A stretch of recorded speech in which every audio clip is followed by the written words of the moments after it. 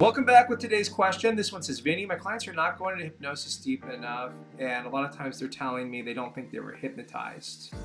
What do I do? How do I make sure they know they were hypnotized? That's a really good question. I'm super excited you asked this. So I think if we take a step back and think about what's going on here, consider the moving parts, probably in your mind you have a picture for what hypnotic phenomena is, what it's supposed to look like, and I'm sure there's a large degree of variation there for you, right? But ultimately, you can't even really predict the real problem, right? All the client can tell you, they're as confused as we are. Right? They know the symptom, they know the presenting problem, they can tell you that.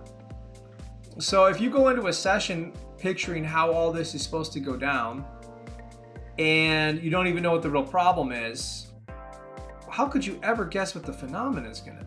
And there's a lot of really clever hypnotists out there that if it doesn't quite work the way they want to, they know how to play off that. But that's a different type of thing than what I'm talking about here. Ultimately, the client's there to see you for results anyway.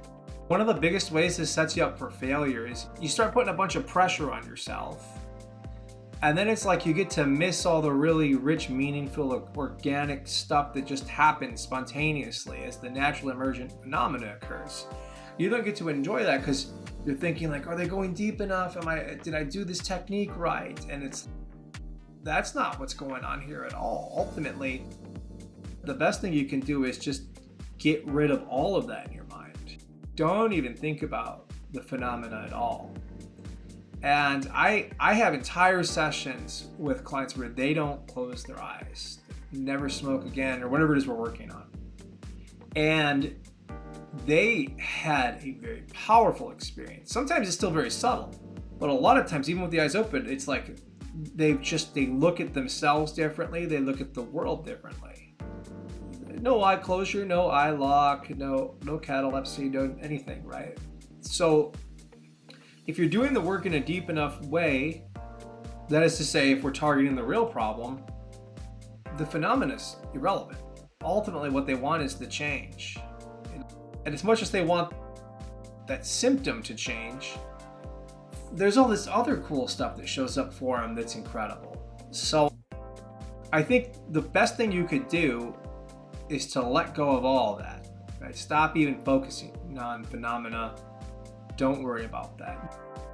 Just explore the nature of the problem with your client and just notice their behavior. Notice what it means to them and help them understand it. And the phenomena will show up for you to the extent it's necessary. And which means the pressure's off you.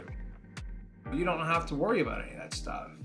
And that means you can really connect and all your instincts can flourish and all your faculties are available.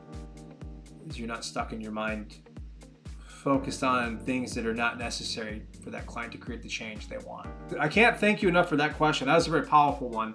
If you have any follow-ups to that, please fire away. I would love to continue to talk about that. It's great. Take care.